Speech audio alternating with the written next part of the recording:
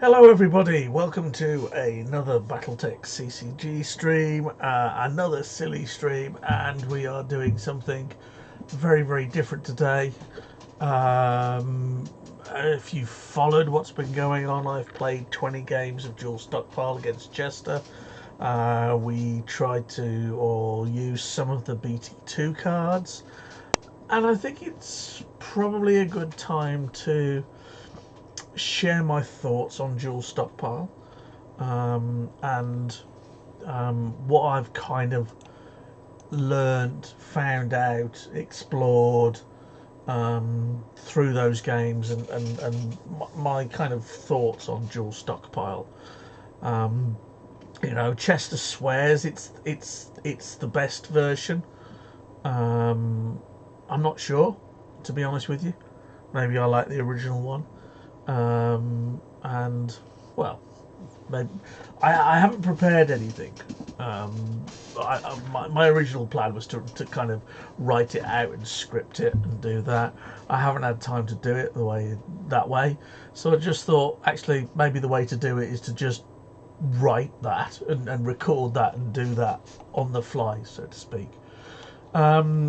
So maybe we should look at where the original game is, or what goes on here, or whatever else. And probably the best place to start is the deck size. And the original game is 60 cards. Fine, 60 cards, and 1 times stockpile. That's where it is. That's the original game. Now the Dual Stockpile, as the name kind of gives it away, guys. There are 2 stockpiles. There is the one which is the resource stockpile, and that is 24 cards. Okie dokie. And you have your normal stockpile, which is 48 cards. So you can already see that there are plus 12 cards. There they are. There are 12 extra cards. Now let's have a think about this, because normally with a 60 card deck, and this is just the rule. This is just the rule. People follow the 24, 12, 24 rule.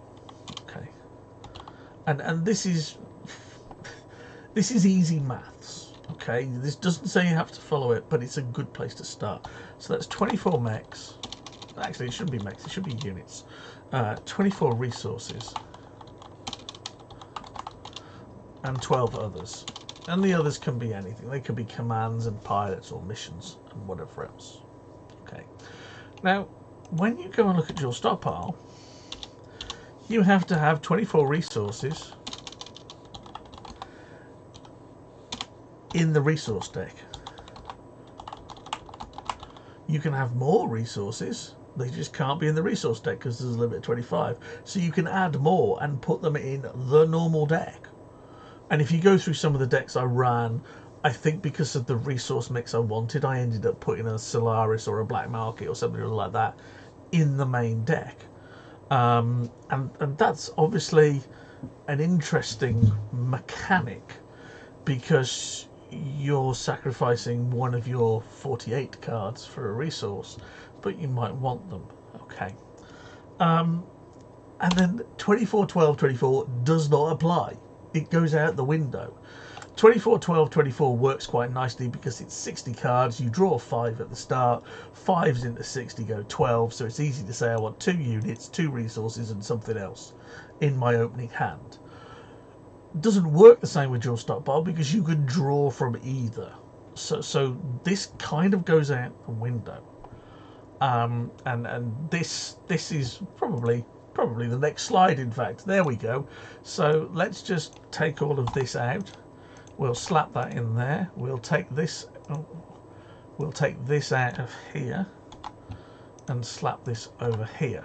Okay, so 5 cards, 2, 2, 1. Okay, 5 cards, and then you draw accordingly. Okay, Dual Stockpile, you can draw from either, and that creates not a quandary, not a problem. It does create thought. You have to plan things out. You have to have an idea about where to draw from. Excuse me while I participate in the lovely green tea. Sorry, mint tea. There we go. So, if you watch any of the games, you watch Chester. Chester draws 4 from the resource pile straight off. I don't like that. I don't think that's good. And when you talk to him, he says, well, I've always got a resource. I could always play a resource. Yes, but you draw 1 unit or 1 from the unit pile or the standard deck. If you draw a mission, well, you know what your first play is, don't you, basically? And from that point of view, I don't think that's right. Okay, yes, if you then get another draw if you go first, or you get 2 draws. And because you are drawing probably from your normal stockpile, you are probably drawing from 48 cards, which are missions, commands, and units. So you're probably going to get something. But my point is, what happens when it's a 9-cost Nova Cat? And you've got 4 resources in the deck, in your hand, because you've drawn 3. And that's a problem, because in the time that it takes to build the Nova Cat, or even just go resource because you go first, and then resource, put 2 on it, or even resource because you're scared it might get dashed or something, the other guys put a unit on the table and already hit your stockpile. In fact, I think if you draw 4 units from the start, the chances are that about 80% of the time, that does depend on deck composition, but most of the time when I played Chester, he drew 3 resources, and my deck was quick enough. I had a unit on the table and he took an early stockpile hit. Full stop. So this 24-12-24 rule goes out the window, even though we've added 12 cards and things are kind of in line. Okay, you're definitely not going to go 24-24-24 in the majority of normal decks. You might have a niche deck, you might have something like Mechless, whatever else. It's totally out of the difference. But you wouldn't even entertain 24-24-24. It's not going to work. Okay. So the other thing to note here is that, and this is what I did. I tended to draw from the resource deck first. I knew if I was playing an AT deck or an AMT or an LT deck or whatever else it was, I knew what my primary resource was. I knew what I was looking for. I was looking for an assembly. On some of the vehicle decks, I was looking for a logistics. And I know that without that, my deck probably isn't going anywhere. Okay, so I probably drew to get my primary resource. If I didn't get that and I got another resource, but I got a war funds and I knew I could war funds for it, I was generally happy. So I would probably draw, in my draws, I probably drew 2. I probably drew 2. Occasionally I drew 3 from the resource deck. And then after that, I went straight for my units and my cards. But what this does do is this makes you think about your low-end units. Because if you're drawing, let's just say you are drawing 3 from the main deck. And let's just say you're going to draw 2 from a resource. Okay? This is kind of like my style, isn't it?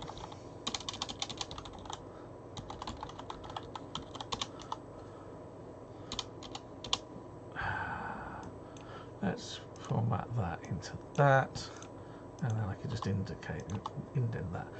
So I could draw 3 from normal, standard, whatever you want to call it. Okay, so instead of drawing 5 from my 60 and hoping for a 24-12-24 or 2-2-1 split, I'm drawing 2 from the resources and I'm drawing 3 from the main deck. Now, that's the same, you might argue, potentially, but remember that you are drawing these from a 60 card deck. So you're drawing 5 cards from a 60 card deck, and you're drawing in this case, Dual Stockpile, you're drawing 2 from the resource deck, which is reasonably reliable. And then you're going to draw 3 from the main deck. So you're drawing 3 from 48. Okay. Now, if you want to guarantee yourself a 2-cost unit, if you're looking for a 2-cost unit,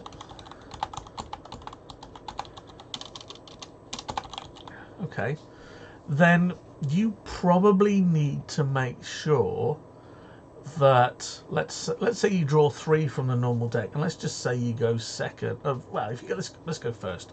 So you get 4 draws from 48, and if that's the case, then you need to have 12 units. Okay, so you know, if you're looking for a 2-cost unit, you need 12. If you're going to go second, then you draw 5 out of 48, and you're probably around about 11 or 12. So what I would say here is, instead of over here where you're probably looking to say, well, 2-cost unit, 3-cost unit, I can do the classic Boom Wolf. I can have a 2-cost Dasher, 3-cost Fenris, 4-cost Phantom B, 5-cost Phantom A. Over here, because you are drawing from a larger deck pool and you are drawing less cards, and remember that your commands and missions are in there, you probably need to be looking for more cheaper units. Okay, so that's one of the first things I learned, is that if you want some reliability, you need probably to be looking at 10 to 12 units that you can get out on the second go. Now you might say, yes, I can go resource, 3-cost unit. That's fine. I would say if you haven't got 3 2-cost and 3 3-cost units in your deck, you're asking for it. And I would probably suggest that you would go for more than those. In a lot of my decks, I tended to have more like 15 in that category. I tended to go with reliable units and then put 2 or 3 units in with dash as a bit of surprise. That's my penchant. That was the nice thing, that you can dash a couple of units as a surprise, either to win the game or turn the game on its head. I think I dropped 2 red shifts with C3, and they dashed or something in one game and managed to kill a resource which I wasn't expecting. Can't remember quite the details, but I've certainly put dashes out and whatever else like that, or units with dash. The little Marek Locust is quite good at that as well, and therefore by doing that, you know, it gives you a bit of a surprise and it adds your low cost units. So deck building is definitely different, because the draw is different. And the other thing to note with the draw is you can draw from either stockpile. You're not restricted to one resource, one main deck every turn. You draw what you want. What I also found was that once you got your resource base down, if you were in a position where your resources weren't hunted, you just kept drawing main decks. So that gave you more missions, more commands, and more units. Whereas in a standard game, you would just draw 2 cards, and if you got a resource, you would pitch it to a black market, or it would sit in your hand until you could, or you could just deploy it hoping to use the resources later. So in Dual Stockpile, you get better mid-game reliability. I don't think in the games I black marketed for things as much as I might have done in a normal game. Mainly because I could always draw a unit or a mission or something that was useful, because you've got them all in a completely separate deck. So that's another factor in there. And then the final factor with this is probably this next slide. 60 cards equals limits. So I can't spell, obviously. 48 main deck plus 24 resources.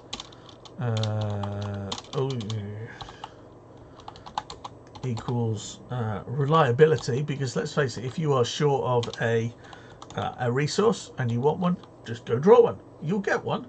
What you put in there is different, an interesting mix, but you are going to draw a resource. And obviously in the mid game, if you want to draw main deck, as I've just said, and you want a mission and looking for units, you draw for the main deck. So it makes things more reliable. You are less likely to that mid game stall where you draw 2 resources and draw 2 resources and they're all ALMPTs, and you haven't got a black market, you haven't got any way of pulling a black market with something like war funds, so you've got nothing to pitch them to. So that doesn't happen. That doesn't happen at all, which makes that mid game a lot more of a standoff, because you don't get the bad draws. He mightn't get the bad draws, you know. If he doesn't draw any units for a couple of turns, and you draw 4 and play them all of a sudden your board presence is much better, and you feel that you might be able to swing the game. Doesn't happen here. Doesn't happen here. So you probably need to think of another way that you're going to win. You cannot rely on or you cannot suggest that your opponent is going to stall as a way of winning.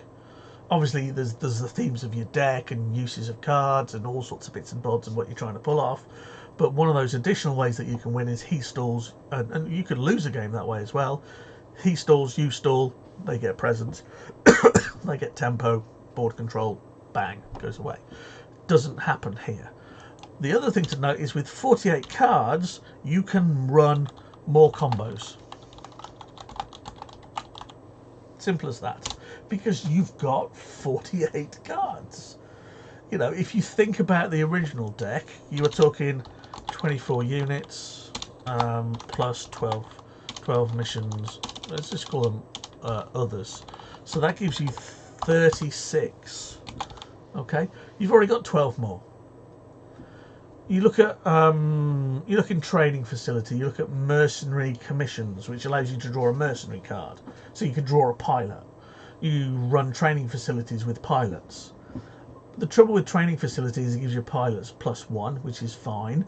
But in order to have that reliable, you probably want 4 training facilities. And then you probably want 4 to 6 pilots.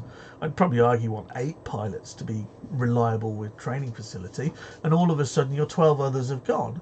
You've got pilots, you've got initiative coming out at every orifice, and I can't cram any missions into my deck. So if you looked at the deck that I ran with the Chaos March Veteran I ran one with mercenaries. I ran mercenary commissions where you could draw a mercenary. I ran a variety of mercenary pilots. Was it Grey Death pilot I was running? I can't remember. Or Kellhounds or Wolf's Dragoons or something like that. And training facilities.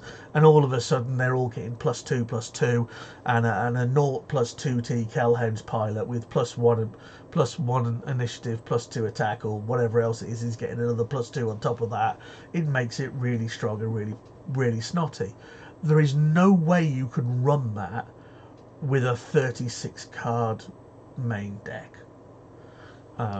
Not reliably or anywhere near reliably. There's just 3 cards you want to combo, and you probably need 3 or 4 of each, or even more if it's the pilots, and you just can't squeeze them in. So having a deck with 48 cards in it gives you the opportunity to combo. It gives you the opportunity to mix and match a bit. Maybe you can pack a couple more defensive missions, a couple more offensive missions. Maybe it allows you the ability to squeeze in one of those really, really strong uniques, which will win you the game if you pull it, but it's only 1 card, and you don't feel that you're compromising on deck reliability by putting them in. So it gives options. It gives options. Now, win conditions. So here's our 60 card deck. We often say we use 40 damage to win the game.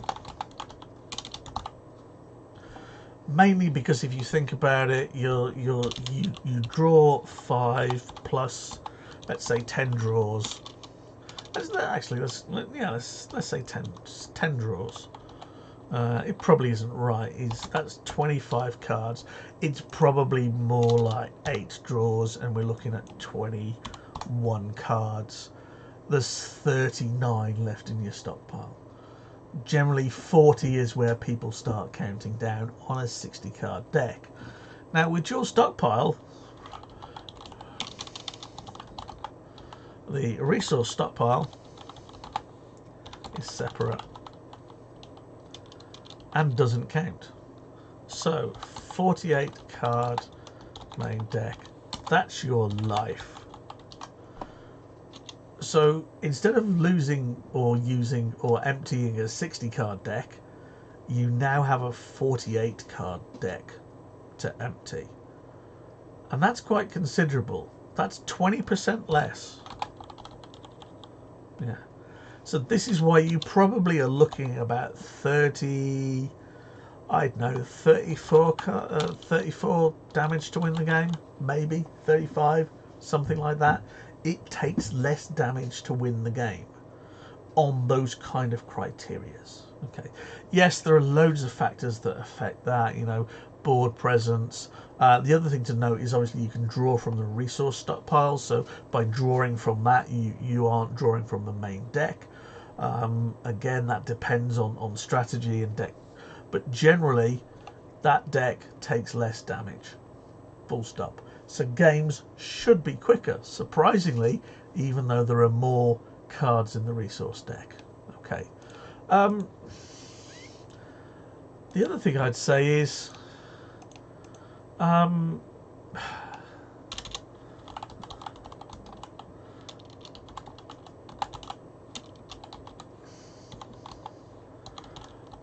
resource screw doesn't happen. Okay, that's hidden behind me, but it's in there. Resource screw doesn't happen. And although this is why Dual Stockpile is designed to prevent, I'm not convinced with that, because I think that's part of the game. I think if you haven't built your deck right, then you deserve to lose for resource. If you're packing a deck that's got 3A, 3L, 3M, 3P and 3T in it, unless it's impotent weenies or worst decked tournament, if you're packing that, you probably deserve to lose. That sounds quite harsh.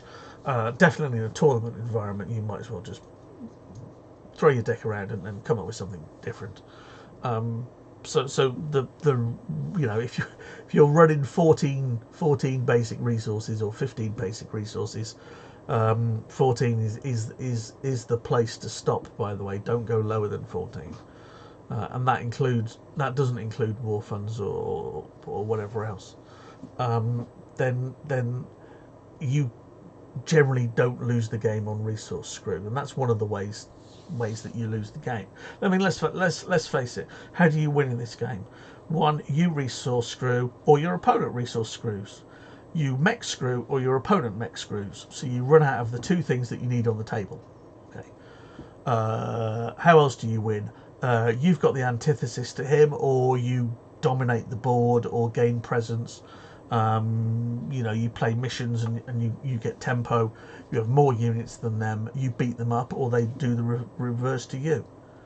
And there are a few cards that will swing the game.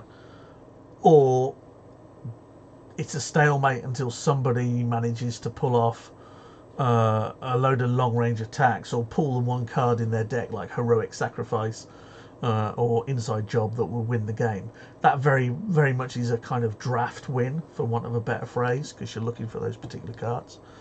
So games could go quite quick, you know, and you know, I've seen someone have a deck of 30 units and unit screw. I've seen it happen in a tournament as well. So you know, I think you have to accept it happens. If it happens reliably to you, then your deck is built wrong. Okay, Dual Stockpile takes away that win condition effectively, because you can draw resources when you want, and I'm not convinced that that's a good thing. You could say, yeah, you know, that makes the game more enjoyable. Yeah, maybe it does, but in a tournament environment, I'm not so sure. The games go on longer, and you're still limited to 110 minutes for 3 matches or 3 games. So I'm not convinced with that personally. I can see why it's there, but I think you should just accept that's part of the game. You know, it's like magic. You know, you play a land each turn. Well, what happens if you got 5 lands in your hand and nothing else? It's just the way it goes. It's where the cards cut, and you have to accept that that's part of the randomness of the game. This kind of tries to ignore that. Okay. Resource denial does work because you are forcing your opponent to draw from the resource deck, and that stops them drawing units. It's a lot harder to do because you need to be a bit quicker at the start of the game with it, because in a normal 60 card game they've got 3A on the board and a T, and you know they're playing a pilot deck. You go and kill the T and they are in trouble unless they draw a tactics or a war funds from the main deck. It's less effective in Dual Stockpile because they can just go and try and draw 2. But you also have to remember that in doing that you have slowed them down, and that their next deployment, one of them is likely to be a resource, which means the best they can hope to do is put a single unit out, unless they've got 3 deploys. And then in that time you can put out more units. It makes it more of a fight than the standard game. Okey-dokey. Oh, and I'm out of other things to say, or at least things I put on the top there. Is there something I need to put in here? I think there is, and I think this is probably a BT Tactics comment more than anything else.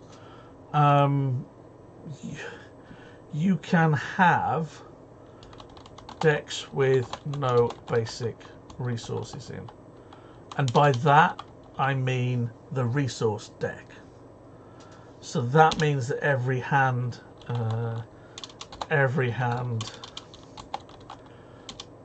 regardless is a mulligan. And to be honest, and this is another kind of concern of mine, is that because you control where you draw from, you could effectively draw from your normal deck, and if you didn't get the unit that you liked, you could claim a mulligan because you haven't drawn a resource. You don't have a basic resource in your hand, so you can manipulate the mulligan rules to your advantage.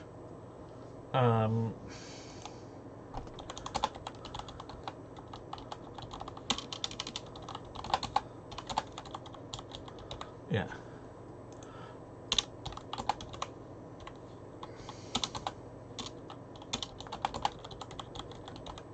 Simple as that. Don't draw a mulligan. Don't draw a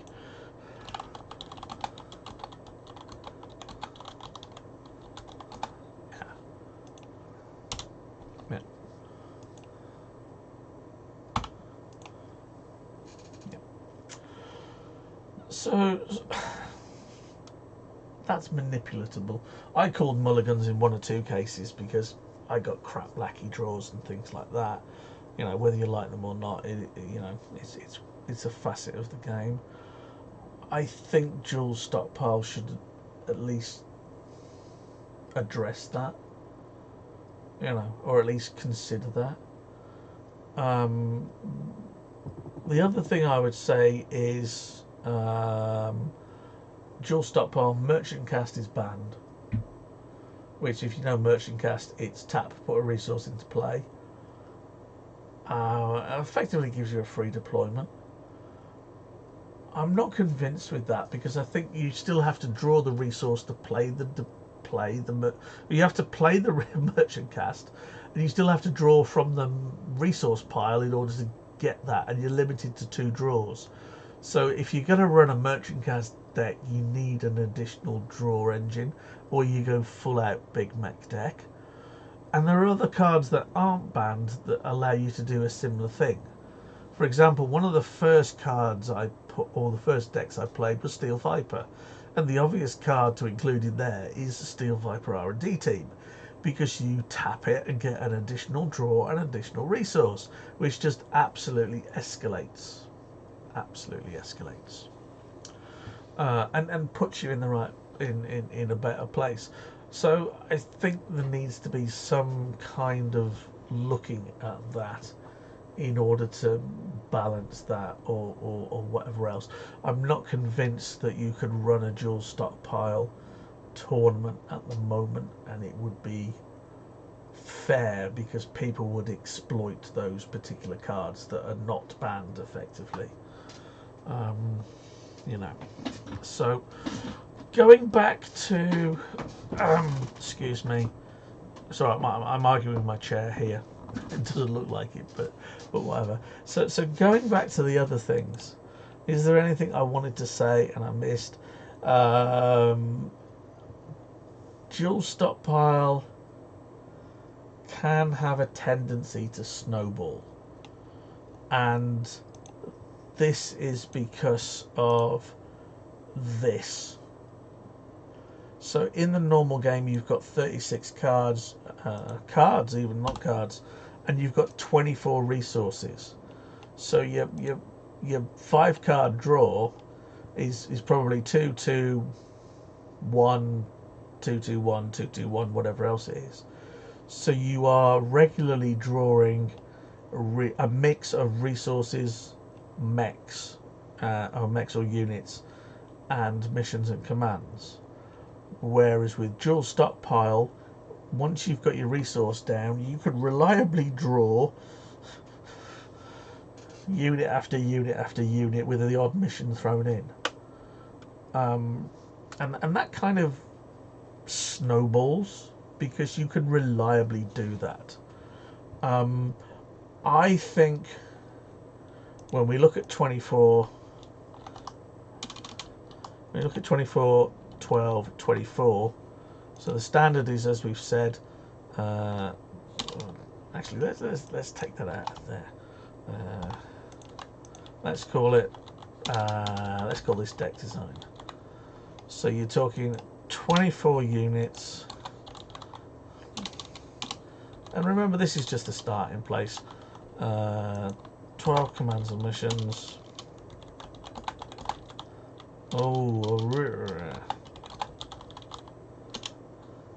And 24 resources. Okay. Most people don't run that, but it's a great place to start, and it's easy numbers for analysis purposes. If you're running 26, 10, 24, or 26, 26, 8, doesn't matter. It's the simple way to start. So you get 24 resources for free, and then you get 48 cards for your main deck. So what should that be? You know, how many missions should there be? How many command cards should there be? How many units should there be? Okay, because this is now 72 cards. So this is a 72 total. Yeah. And this is a 60 total. Okay. So should this now go to 28? Should it now go to 28? Sorry. 28, 16, 28? Question mark. And you've put in 4 resources in the 48. Probably not, because you can draw them when you want. So how do you split this 48 up? Okay. And to be honest, in a lot of I didn't always obey this. I mean, I had decks where I didn't have any missions in at all, and other things, and they're probably the exception. But I think you probably need 12 commands and missions, as the same over here. And if anyone's playing regularly and high quality or high level, this 12 probably isn't 12. It's probably more like 6 to 8, unless you're running a few pilots or other things. So I think this going to 12, given that your deck is 48 cards, isn't bad. Okay, so does that leave you with 36 units, of which, let's just say, 12 are 2 cost, and there is at least another 6 3 cost and 6 4 cost, and all of a sudden we're at 24. Can we then go 6 5 cost? And then do we do something like, well, let's just add 9 in there, make them 9 3 cost, and make that 15 2 cost? Do I try and split my deck like that? You know, do you try and up the numbers? And you know, here, half your deck is 2 or 3 cost, which means the chances are when you do your draw, your draw of 3 normal cards, the chances are that one of them is a 2 or a 3 cost unit, and you're on a start. You know, and obviously you've got room now because you've got a guaranteed resource engine, which is the other thing that you can do. If you can pull resources reliably, you can start slapping them on the table, and as soon as you get a larger number, you can start putting some big units out there. The problem with that, as I said at the start, is if your opponent gets something on the table early and you haven't got a blocker, your stockpile's just going to take a pounding. So, you know, is this 36 units? Do you run a few more commands? I think, to be fair, because we were using BT Tactics, I picked a few more and maybe 1 or 2 uniques and other things that I would maybe not consider in the normal 60 card deck. They would probably be a drop. But they were interesting to play, and I wanted to see how they worked. Sometimes they turned up, sometimes they didn't. Remember, it's only 1 card in 48, or 1 card in 60, so your chances of drawing it are a lot lower. So certainly there needs to be a little bit of a view about what this looks like, because 12, 24, 12 goes out the window. Totally. You know, how does that work? Do you go more units and go swarmy? Do you go bigger units and go durable? I mean, I played all sorts of stuff. I was putting one of the early games, I think it was it Novacat, I played and put out the Ebon Jaguar for whatever it was, and used the resource engines to do that. I played decks where the Rasselhag deck, where basically it was a strategic bombing deck. So I played M and didn't play munitions mainly, and didn't play any missions at all because I wasn't playing tactics. I didn't need to, because basically my opponent's resources were all history and he couldn't put anything on the table. You know, so there are ways around that, or differences and whatever else. So take it as a rule of thumb, but I would strongly consider that, and I would probably, within these, consider something, and you should always consider it anyway, but probably consider something that's going to end the game a little earlier. If you look at the Diamond Shark deck I ran, the idea was to use holographic decoy to tap your opponents out. You know, it was basically a kind of double time offensive kind of thing. Tap them out for a free hit. Double time offensive, another one. If you look at the game that I stole from Chester, and I will freely admit that I stole it from him, he was well up when I was playing Marek. And let's face it, you're playing Marek, if you don't have a Blitzkrieg in the deck, you either don't own it or you probably need shooting. It's such a good card, or you're doing something very weird with your deck. Then you know, won me the game. I would freely admit I wasn't winning. I think I'd managed to stabilise to the point where I was putting him off attacking, and then I just pull out a game-ending card and thank you very much. I was behind at that point. I know I was. You know, I was hand in the air kind of thing. I'll freely accept that. So it does give you an option to maybe run one or two more finishers. You know, whether it's a final push or something like that, or whatever. Then that gives you a little more reliability. Remember, we're talking about doing 48, probably down to about 36, 34 damage to the stockpile, not the 40, maybe even less than that in total. And if you can deal with that, then away you go. Okay. So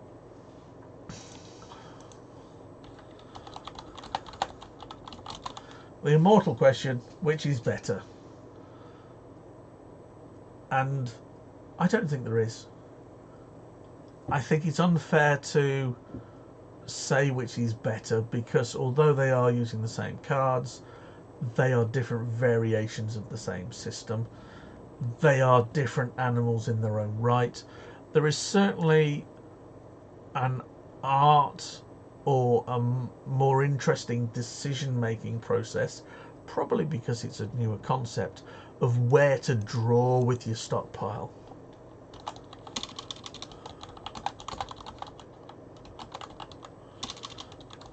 Where do you draw from? What do you need? And to that extent, you might want to start thinking a turn or two ahead, and other things like that. I think there are still problems with DSR about which cards should be banned. Merchant Cast, I know why it's banned, because you can draw a resource and put it out each turn, but you still are drawing from the resource stockpile, and that limits what cards you're going to put in your hand unless you build around it. Because let's face it, you draw a resource, play it for free, draw another resource, put it on the table, or draw a unit and start build it. It's still only one on the table. You could just play the resource and put something on it. Because your hand size limits, so you need to be able to draw cards from that, because you're getting a free deploy each turn. After 5 turns and drawing 5 resources, there's probably nothing in your hand. And obviously I said issues about things like Steel Viper R&D team, and the ability or the premise of Dual Stockpile to remove resource screw from the game removes a win condition. Whether it's it's also a lose condition. I freely accept that, but it is a win condition. If you build your deck reliably and your opponent doesn't, then why should they win? I've been on the end of a game where I lost the first game because I didn't draw very well, and my opponent's deck was loaded with not a great deal of resources and a lot of heavy units, and they drew all their resources and put them on the table, and I was dealing with Nightjar Primes and stuff like that, and fine, they beat me. But my deck was better, more reliable and faster than that, and having lost that game in probably about 25 minutes, I then won 2 more games in the next 35. And won the match 2-1. I seem to recall that I described it as his deck either went like a rocket or squelched like a fart all day. And I got the rocket first, and then when it farted, I just blasted it. So that's a badly designed deck, in my opinion. So removing that is something I don't think people will learn from. By removing it is not a learning point anymore. So, I've enjoyed Dual Stockpile. Would I always play it for the rest of my life? No. I still like the standard game. I still think they're slightly different beasts. And we're kind of comparing apples and pears a little here. Is Dual Stockpile bad? No. Is it perfect? No. But then you could say the same about the original game. So, I think there are a couple of things that could happen to it. I wonder if more people will play it. I know Chester is a big fan of it. Maybe because he doesn't like resource screwing. But one final thing. Oh, there's deck size. That's where it went. F20. Final thing for today. F20.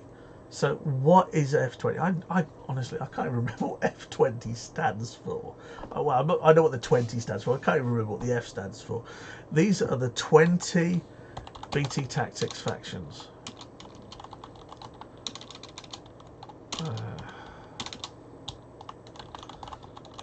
So that's 10 IS, 10 clan. They're in BT Tactics. Okay.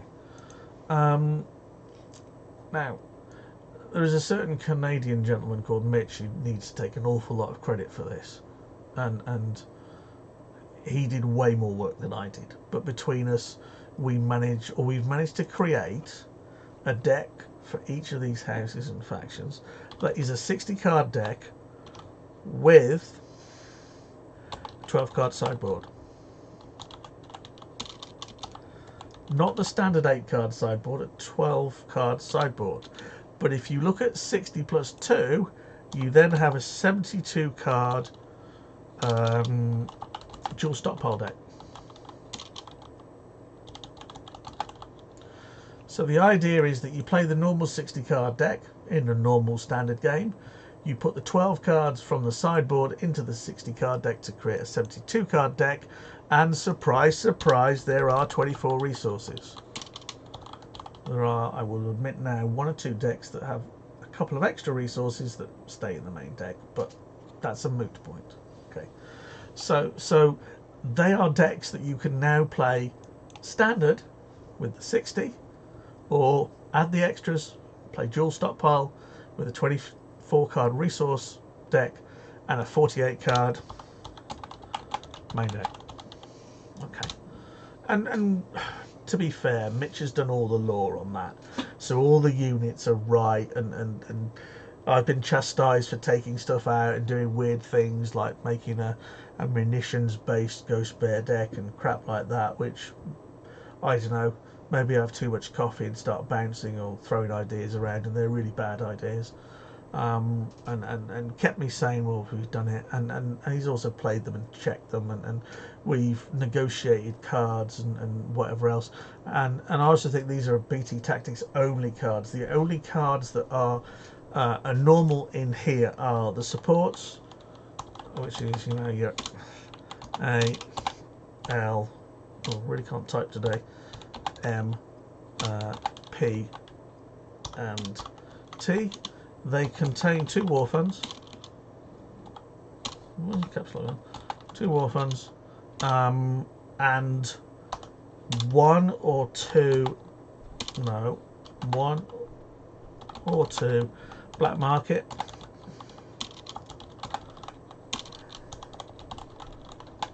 and think tanks. So some of them have got 2 black market, 2 think tanks. Some of them have got 1 black market, 2 think tanks, 1 think tank. There's a mix match, but generally it's 2 of each, to obey the resource rules for dual stockpile. Some of them are 3 asset decks, some of them are 2 asset decks. They all have tactics in. That's the one support that you get, because we wanted to put some mission cards in and play with those.